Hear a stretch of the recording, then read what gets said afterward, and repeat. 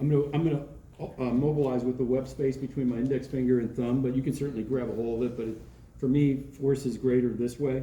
So as I mentioned, instead of going straight inferior, I'm gonna go inferior and lateral, and hopefully you can feel the difference, Lewis, between the two. Hard end point here, much more give this way. So if I wanted to do an oblique glide, this is his mini pec major. So I'm going to externally rotate. Like 50s here. Right, exactly. So I'm going to try to hit that inferior border of the pec major. Why? Because that's where, right below that is where the anterior band is of the inferior glenohumeral ligament complex. So instead of being directly up on top, I'm here, and now I distract, and my glide is in this plane. You can almost see it right there if you watch. See that? His little mini pec is moving. But I'm really trying to affect the capsule, obviously. If I want to go posterior, inferior, and lateral, I'll change my grip just because it's going to be awkward. So one of the things, too, let me mention, again, there's a lot of different philosophies with joint mobilization. If I'm mobilizing for motion, I'm not mobilizing in mid-range. I'm going to take you to end range. I'm going to back you off a little bit, and I'm going to mob there. If you're acute, I'm not going to mobilize at end range. But if motion's the issue, and you can withstand it, I'm going to be at end range. That way I'm getting a stretch on the capsule with a mob. So I'm going to internally rotate Lewis. I'm going to distract, so I'm going to grab a hold of his bicondylar access. And now I find the greater tuberosity, basically. You don't want to see this. And I'm going to internally rotate him. I come in, I'm sorry for blocking view, but I'm going to come in, I'm going to go posterior, inferior, and lateral. So what am I trying to hit? Inferior border of his lat.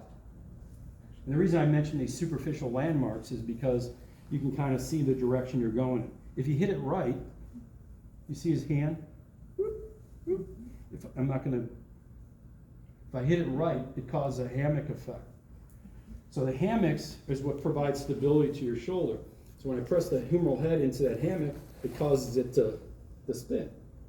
So that way you know you're in the right plane. Does that make sense?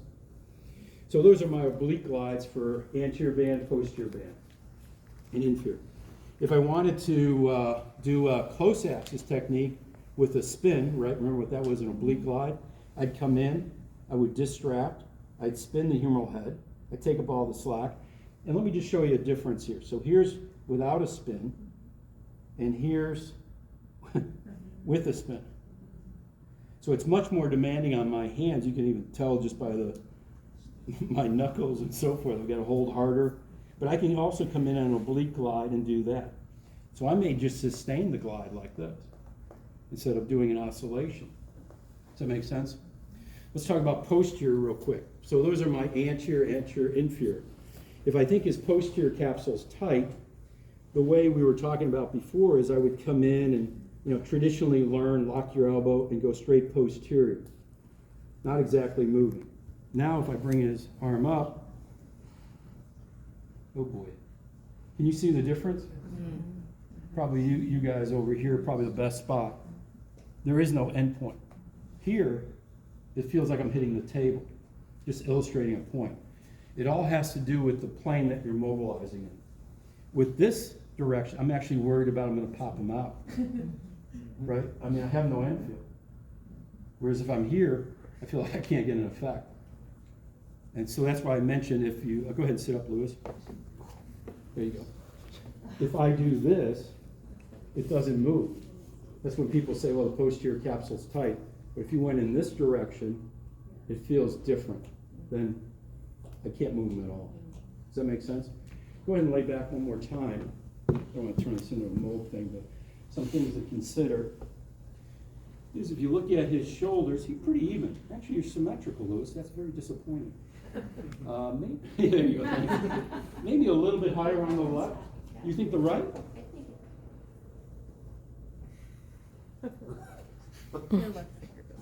Yeah. Yeah, just agree with me so we get out on time. Quit shifting. So the reason I bring that up is if Lewis is kind of your typical patient who's in a lot of discomfort and very kyphotic, kind of middle to advanced age, that person might be more like this, rounded shoulders. So that means I even have to go more lateral. Does that make sense? Versus a person with a lot of pliability in front and they're laying flat, then you can be a little bit more vertical. So I think you want to assess it first even before you start lining it up. If you notice when I went posterior, I brought his arm up. Not in the plane of the scapula, but I was anterior to the plane of the scapula. I was way up here.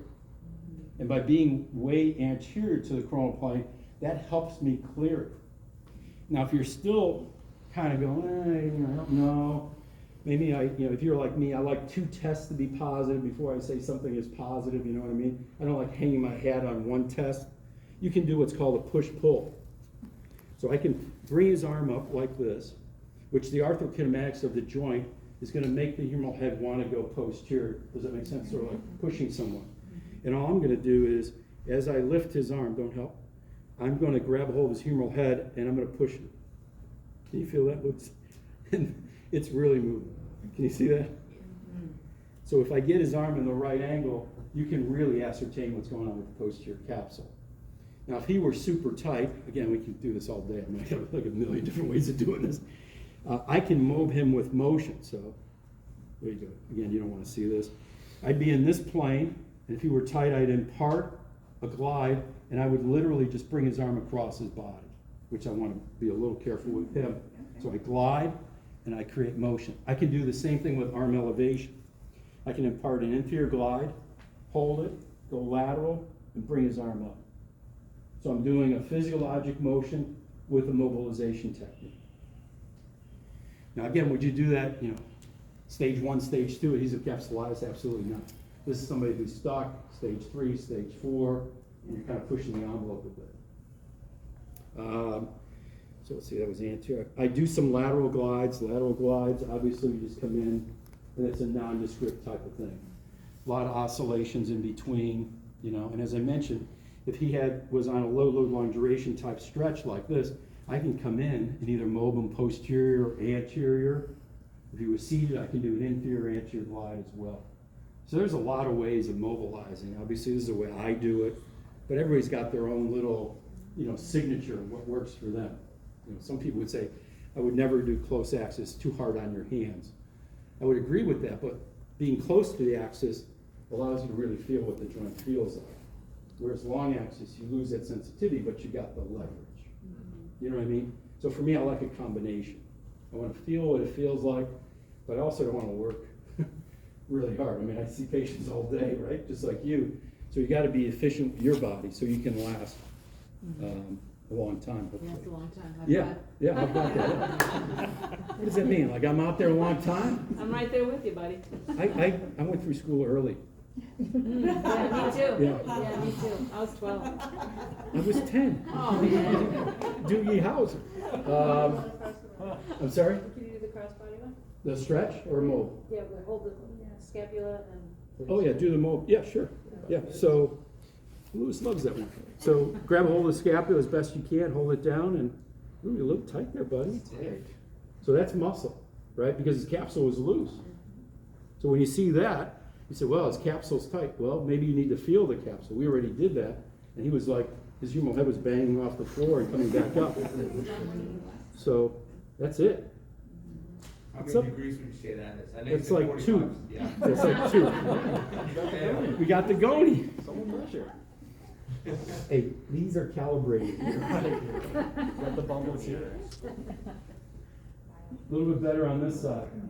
Do you look at end feel at all? Because that Yeah, could, sure. sometimes I'll do that and then they'll get anterior shoulder thing. Yeah, but they're not going to get it when they're up here, though. They're going to Okay. get, from pinching when they get pretty Okay, far so it's across. further Yeah, across. Okay. absolutely. Always looking at infield. Absolutely. Okay. Yeah, good point. Kevin, super quick, can you do that one where he's like Scapular neuromuscular? Yeah. Yeah, sure. How about laying on your side, facing this way? Oh, you're okay. Slide back a little bit.